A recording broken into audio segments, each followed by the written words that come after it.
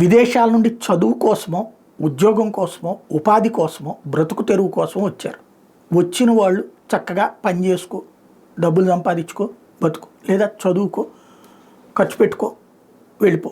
అలా కాకుండా అమెరికాలోనే నేరాలు చేస్తూ, అమెరికాలోనే అరాచకాలు చేస్తూ, అమెరికాలోనే ఓవర్ యాక్షన్ చేస్తున్నటువంటి వాళ్ళకి ఇప్పుడు ట్రంప్ ఒక గుది బండ, ఒక గుణపం దించాడు, ఒక ప్రత్యేక బృందాన్ని దించాడు.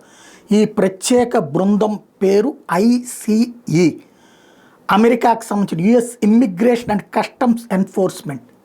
ప్రత్యేకంగా జాకెట్స్ అవి వేసుకుని వెళ్తున్నారు.